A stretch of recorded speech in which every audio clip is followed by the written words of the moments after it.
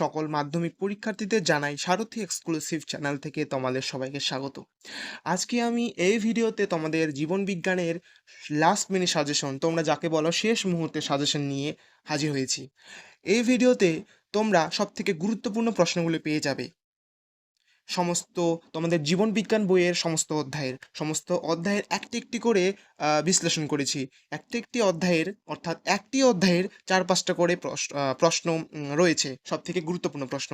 সেই প্রশ্নগুলি তোমরা যদি 5 নাম্বার হিসাবে পড়ো, 5 নাম্বার প্রশ্ন হিসাবে যদি তোমরা পড়ো, সেখানে 1 নাম্বার, 2 নাম্বার এবং 5 নাম্বারের প্রশ্ন পুরোটাই পেয়ে যাবে ওখানে। 5 নাম্বারে যদি প্রশ্ন পড়ো, অর্থাৎ 5 নাম্বারে তো বড় প্রশ্ন, সেই বড় প্রশ্ন যদি তোমরা উত্তরটা পড়ো, তাহলে কিছু কিছু মানে প্রশ্ন তো ভাগ ভাগ থাকে, সেই ভাগ ভাগ প্রশ্ন করলে তো তোমাদের 1 নাম্বার 2 নাম্বারের প্রশ্ন তৈরি হয়ে যাবে।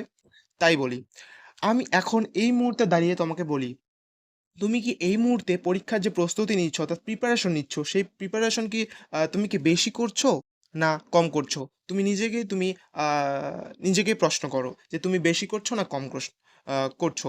আমি এখন বলতে চাই, তোমাকে বেশি করে কোনো এখন লাভ নেই এবং কম করেও লাভ নেই। কম করলে তোমার টেনশন বাড়বে, বেশি করলেও টেনশন বাড়বে। এখন সবথেকে গুরুত্বপূর্ণ প্রশ্নগুলি তোমাকে পড়তে হবে, যেগুলি পরীক্ষায় আসার মতো, অর্থাৎ 2025-এ দাঁড়িয়ে 2025 সালে যে তোমরা পরীক্ষা দিচ্ছ, এই প্রশ্নগুলি কোন প্রশ্নগুলি আসার চান্স এবার সব থেকে প্রবল, সেই প্রশ্নগুলি তোমাকে রেডি রাখতে লাগবে। 2024 সালে যে প্রশ্নগুলি এসেছে, সেই প্রশ্নগুলিকে বাদ দিতে হবে। সেই বাদ দিয়ে যেগুলি আগে আগে চলে এসেছে, মানে আগের বছরে প্রিভিয়াস ইয়ারের প্রশ্নগুলি যেগুলি আসছে, কিছু কিছু জায়গায় রিপিট আসে, অর্থাৎ কিছু কিছু প্রশ্ন এই 2025 সালে বা রিপিট আসতেও পারে বা এগুলি আসেই। তাই বলি, এই প্রশ্নগুলি অর্থাৎ প্রত্যেকটি অধ্যায়ের যে তোমাদের জীবন বিজ্ঞানের 5টা অধ্যায় আছে, সেই 5টা অধ্যায় সম্পূর্ণ আহ, বিশ্লেষণ করে দিয়েছি। প্রথম অধ্যায়ে যে প্রশ্নগুলি সব থেকে এবার ইম্পর্টেন্ট, তাই ভিডিওটি শুরু করি। 1 নম্বরে যে প্রশ্নটি রয়েছে, 1 নম্বরের প্রশ্নটি রয়েছে, উদ্ভিদের বিভিন্ন প্রকার ন্যস্টিক চলন সংক্ষেপে বর্ণনা করো। উদ্ভিদের বিভিন্ন প্রকার ন্যস্টিক চলন সংক্ষেপে বর্ণনা করো। এগুলি 6 স্টার। 6 স্টার দেওয়া প্রশ্নগুলি সব থেকে কিন্তু গুরুত্বপূর্ণ। এগুলি একদমই বাদ দেওয়া যাবে না। এগুলি বাদ দিলে তোমাদের প্রবলেমে পড়তে হবে। 2 নাম্বার, 2 নাম্বার প্রশ্ন আছে, উদ্ভিদ দেহে অক্সিন, সাইটোকাইনিন, জিববেরেলিন হরমোনের ভূমিকা লেখো। এগুলি তুমি 1 নাম্বার, 2 নাম্বার, 5 নাম্বারের পুরো আহ, প্রশ্নগুলি পড়তে পারো, মানে সব প্রশ্নের জন্য রেডি রাখতে পারো। তুমি 5 নম্বরের প্রশ্ন রেডি রাখতে পারো, 2 নম্বরের প্রশ্ন রেডি রাখতে পারো, 1 নম্বরের প্রশ্নেও রেডি রাখতে পারো, সব উত্তরই লেখা যাবে। এখানে তো পুরোটা লিখতে দিলে তো পুরোটাই পারবে, তো ভাগ ভাগ করা প্রশ্ন, এটা পড়তে হবে। 3 নাম্বার, প্রাণী হরমোনের বৈশিষ্ট্যগুলি আলোচনা করো। প্রাণী হরমোনের বৈশিষ্ট্যগুলি আলোচনা করো। হাইপোথ্যালামাস নিঃসৃত 2টি হরমোনের নাম লেখো। হাইপোথ্যালামাস নিঃসৃত 2টি হরমোনের নাম লেখো। এখানে 3+2 ভাগ ভাগ প্রশ্ন, কিন্তু এগুলি 6 স্টার দেওয়া আছে, এবারের জন্য খুবই গুরুত্বপূর্ণ। এবার পরের প্রশ্নটি হচ্ছে 4 নাম্বার। 4 নাম্বার, এখানে পয়েন্টে কিছু ভুল হয়েছে। 4 নাম্বার, ইস্ট্রোজেন ও প্রজেস্টেরন হরমোনের স্ত্রীদের ভূমিকা লেখো। আপৎকালীন হরমোনের নাম লেখো। এখানে 4 নাম্বার ছিল, 4 নাম্বার প্রশ্নটি এবার আসার মতো না, সেজন্য আমি এখানে বাদ দিয়ে দিয়েছি। সেইখানে 5 নাম্বার প্রশ্নটি, ইস্ট্রোজেন ও প্রজেস্টেরন হরমোনের স্ত্রীদের ভূমিকা লেখো। আপৎকালীন হরমোনের নাম লেখো। ইস্ট্রোজেন ও প্রজেস্টেরন হরমোনের স্ত্রীদের ভূমিকা লেখো এবং তার সঙ্গে আছে আপৎকালীন হরমোনের নাম লেখো। এবার 6 নাম্বার, একটি আদর্শ নিউরনের গঠন চিত্র সহ আলোচনা করো। এটাও আসার মতো না, মানে আসবে না, এবার আগের বছরে এসেছে। এবার 7 নাম্বার, মানব চক্ষুর লম্বচ্ছেদ অঙ্কন করে চিহ্নিত করো। মানব চক্ষুর লম্বচ্ছেদ অঙ্কন করে চিহ্নিত করো, 6 স্টার দেওয়া আছে। সব থেকে গুরুত্বপূর্ণ প্রশ্নগুলি 6 স্টার দেওয়া আছে। বারবার বলি কিন্তু এই প্রশ্নগুলি খুবই আসার চান্স প্রবল। আহ, ইনসুলিন ও গ্লুকাগন হরমোনের উৎস ও ভূমিকা লেখো, 3 স্টার দেওয়া আছে।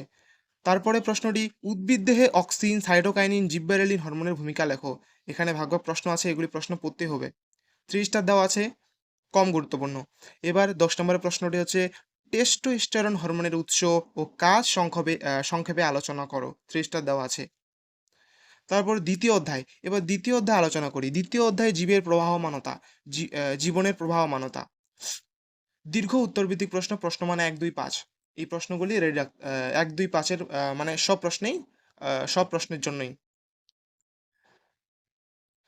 1, সেন্ট্রোমিয়ার কি? সেন্ট্রোমিয়ারের অবস্থান অনুযায়ী ক্রোমোজোমের শ্রেণীবিভাগ করো। ক্রোমোজোমের মুখ্য রাসায়নিক উপাদানগুলি কি? 3+2 ভাগ ভাগ প্রশ্ন, কিন্তু গুরুত্ব অতটাও না।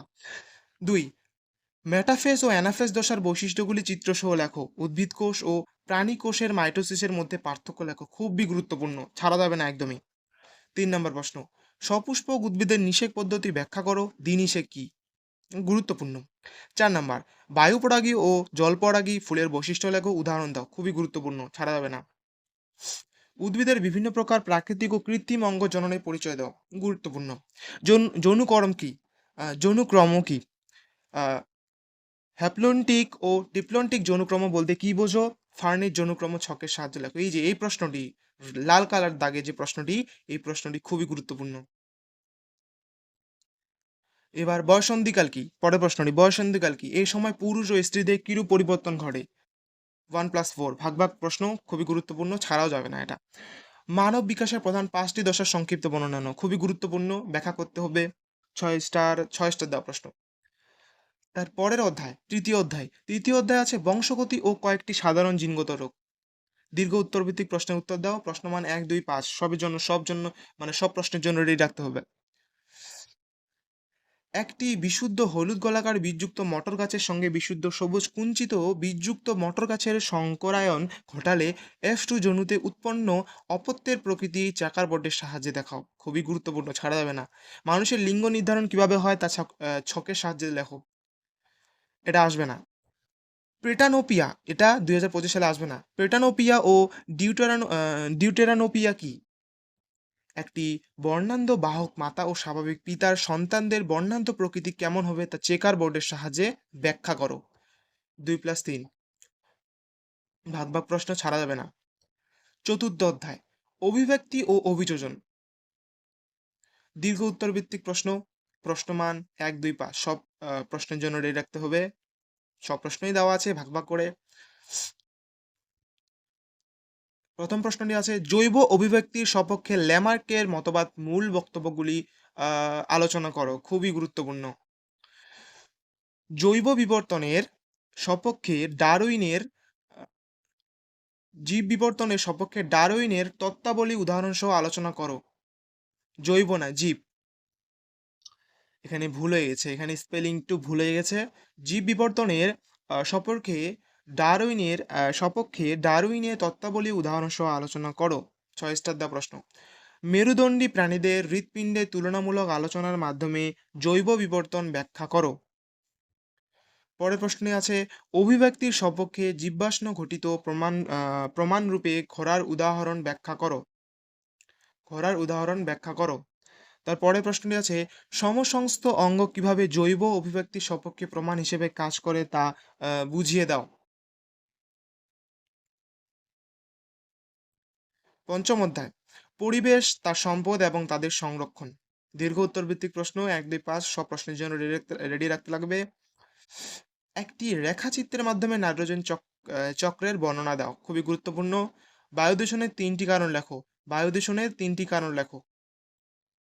গ্রিনহাউস প্রভাব কি? এর একটি সুবিধা ও অসুবিধা লেখো। এবার আসবে না। যক্ষ্মা, নিউমোনিয়া, হুপিং কাশি, ডিফথেরিয়া, ইনফ্লুয়েঞ্জা রোগগুলির জন্য দায়ী জীবাণুর নাম লেখো এবং একটি করে রোগলক্ষণ লেখো। গুরুত্বপূর্ণ। জলদূষণের কারণ ও প্রতিকারের উপায় আলোচনা করো। গুরুত্বপূর্ণ। জীববৈচিত্র্য কি? এর গুরুত্বগুলি লেখো। JFM কি? খুবই গুরুত্বপূর্ণ, ছাড়া যাবে না। বাঘের সংখ্যা হ্রাস পাওয়ার কারণগুলি লেখো। বাঘ সংরক্ষণের প্রচেষ্টা সম্পর্কে টিকা লেখো। খুবই গুরুত্বপূর্ণ।